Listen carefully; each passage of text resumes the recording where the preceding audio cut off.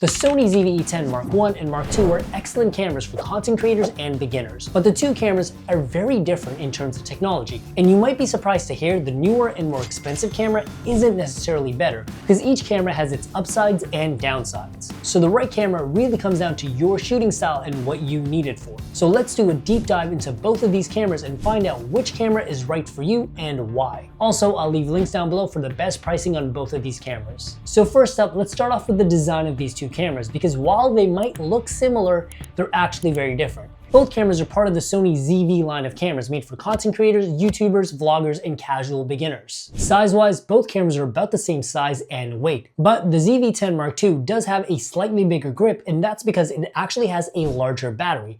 The ZV-10 Mark II uses the newer and larger Pro-style batteries that you actually see in the professional Sony cameras, and this is going to give you significantly better performance and longer runtime. And the ZV-10 actually has a smaller and older style of battery, which is really not known for its runtime, but the ZV-10 Mark I will still give you pretty decent runtime. You'll get about 40 minutes on a single charge of video, where the ZV-10 Mark II will do almost double that. And both cameras can also be plugged in via USB-C for charging. And because they're part of the same camera lineup, the button layout is actually very similar. They both have a single button to flip between photo, video, and slow motion, and this makes using this camera much faster. And they also have two separate record buttons for photo and video. But best of all, they both have a 3-capsule microphone built right into the camera that's going to give you very solid audio. But the sound in the ZV-10 Mark II should be better, not because the microphone is better, but rather because the camera can actually detect if the sound is coming from the front of the camera or behind the camera, and this will lead to better sound isolation, giving you crisper results. However, the audio on the ZV-10 Mark I is still very solid.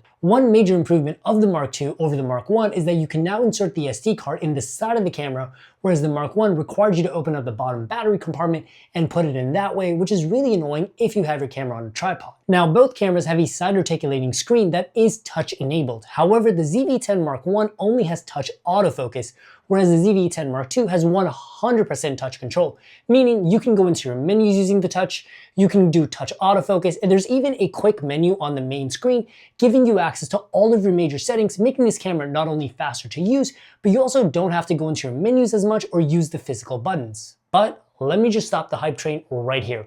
If you guys are doing any kind of talking head setup like this, chances are you're going to set up your camera one time and then just never change the settings again. It doesn't really make sense to pay the extra money for a touchscreen unless you're doing on-the-go vlogging or on-the-go filming. If you have your camera in one spot, chances are you can save your money and not get the more expensive camera. But there's still a lot more to talk about, so let's talk about how the photos and videos from this camera actually look. Now, arguably, the most important part of image quality is the sensor and processor.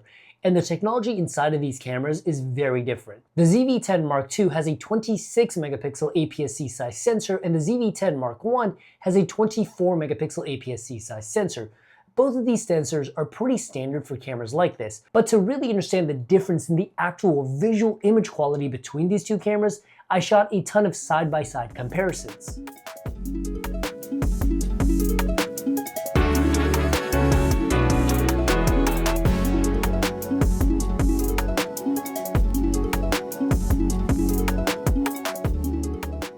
The ZV-E10 Mark II, in my opinion, has richer colors and better skin tones, and holds large patches of colors like a blue sky a lot better without any sort of banding or artifacting. And another really big difference between the two cameras is low light shooting because of the different sensors. Now, both cameras are really good at low light by default because of how Sony designs their sensors, but the ZV-10 Mark II is much cleaner at high ISOs. You can record as high as 6500 ISO and get very little noise. But once again, let me stop the hype train right here.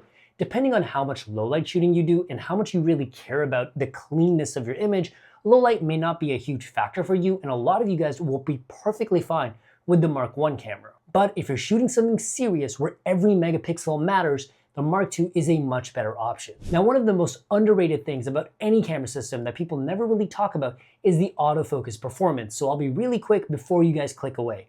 The ZV-10 Mark II has a newer and faster processor that does give it better autofocus. But the autofocus in the Mark I was already really great to begin with, and in a head-to-head walking test, both cameras perform just about the same, and I don't think most vloggers and content creators will really see the difference.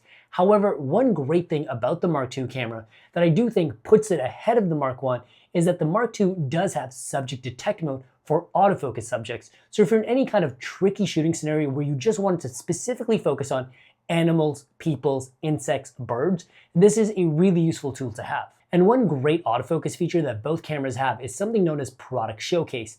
This is where you hold the product up to the camera and the autofocus will immediately snap to the product and then back to your face when you put it down. And this can be really useful for beauty vloggers, tech creators like me, or anyone else that's talking about products, I guess. Who else could use this mode? Let me know if you have any ideas. Now, besides image quality, let's talk about how fast this camera can actually shoot photos and videos. And let's start with video because this is mainly meant to be a video first camera. And when it comes to video, there's a massive difference, and I mean massive difference, between the ZV-E10 Mark I and the Mark II. Both cameras can shoot 4K at 24 and 30 frames per second, which is pretty fantastic. And this is probably the mode that most vloggers and content creators are going to be shooting on. But this 4K video is also downsampled from 6K in the ZV-E10 Mark I and 5.6K in the ZV-E10 Mark II, basically giving you a much higher level of detail and quality in a smaller and more manageable 4K file size. But one place where the ZV-E10 Mark II really shines is that it can also do 4K at 60 frames per second, and this is a feature that everybody has been dying to get in this camera. And this is going to be a huge deal for some serious content creators out there. But again, you have to ask yourself, how much slow motion shooting are you doing? And are you really going to need 4K for that slow motion? Personally, I shoot a lot of slow motion, so this is a feature I'm obsessed with. But it gets better. The ZV-E10 Mark I has a maximum bitrate of 100 megabits per second, which is decent, but not amazing. The ZV-E10 Mark II can actually shoot at a much higher quality video codec and can give you bitrate anywhere between 200 to 600 megabits per second. Basically, your bitrate defines how much usable data you have in your video file, even if they're both 4K video files. And with a higher bitrate, you're just going to get more data to color grade, more data to play around with in your editing process. So if you're a serious creator, this is a huge leap forward in terms of the video technology in these cameras. And this is actually the same bitrate and codec that you also get in the much more expensive professional cinema camera, the FX30, and its little brother, the A6700, which are both pro-level cameras. And the ZV-E10 Mark II is significantly cheaper than both of them. And both the ZV-E10 Mark I and Mark II can also shoot full HD at 60 frames per second and 120 frames per second for 2x and 5x slow motion. But the biggest reason that I'm personally excited about the ZV-E10 Mark II is that it now has 10-bit color, whereas the ZV-E10 Mark I only had 8-bit color. This is a huge deal if you're someone that likes to color grade and really make something cinematic with your images. And just to give you guys an idea of how big of a difference that is, 8-bit color is 16 million, but 10-bit color is 1 billion color, billion with a B. It is a huge leap forward. So if you're someone that's serious about your content, this is going to go a long way to helping you make better content. And both the Mark I and Mark II also have S-Log3 and cinema profiles built into the camera, so you do have a really nice starting point to color grade your footage no matter which camera you're using. But with 10-bit color, you are naturally going to have a much easier time with the Mark II. However, if you don't want to do any sort of serious editing or spend a lot of time on it, the Mark II actually has two features exactly for you. The Mark II now has creative profiles in it, which look phenomenal right in camera, and this way you can simply use this filter, get a cool cinematic look to your video, and just shoot your video like that with no color grading required. The Mark I also has creative profiles built into the camera, but there's not as many of them, and they don't look quite as good. So this is a feature that might be worth upgrading for. And another really cool feature for someone that wants to get that cinematic look with very little work is something known as cinematic vlog mode. This is where the camera puts black bars to the top and bottom of your video to make it look more like a movie, although I personally don't love this for YouTube. But what I do like about this mode is that you actually have an adjustable color filter that you can add to your video to get different cinematic looks and even adjust the color temperature to make it look warmer, colder, to really dial in the exact look that you want, and even adjust the speed of your autofocus pulls to make them look more human and less like a robotic camera, which does add to the immersion, I suppose. But I'm gonna stop the hype train yet again.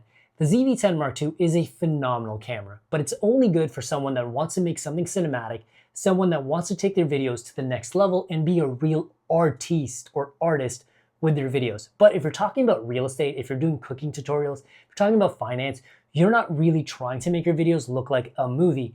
And in that case, you probably won't see a huge performance boost from the Mark I to the Mark II. In that case, you might just want to stick with the Mark 1 and save a bit of cash. But one thing about the Mark 2 that I think everybody will appreciate is that because it has a larger battery life and also better thermals, the Mark 2 does not overheat that easily. On 4K at standard mode, I was able to get an hour plus of video, and 4K at 60, I got about 40 minutes before this camera overheated.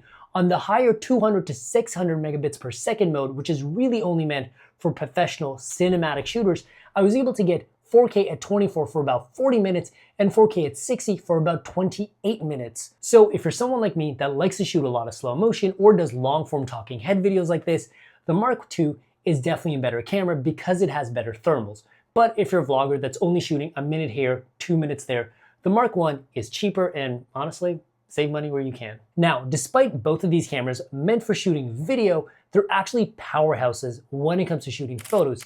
And whether you're a YouTuber, vlogger, or content creator, at some point, you're gonna need to shoot a YouTube thumbnail or take a photo for your Instagram. And for that, it's really helpful to have a strong photo camera with you. Both cameras can shoot 11 frames per second in 14-bit RAW, which is going to give you plenty of room to color grade and edit your photos, but they also have a very large frame buffer, meaning you can shoot for a really long time before these cameras need a break. So both of these cameras are good for shooting action, they can shoot for a long time, and you can edit the heck out of your photos.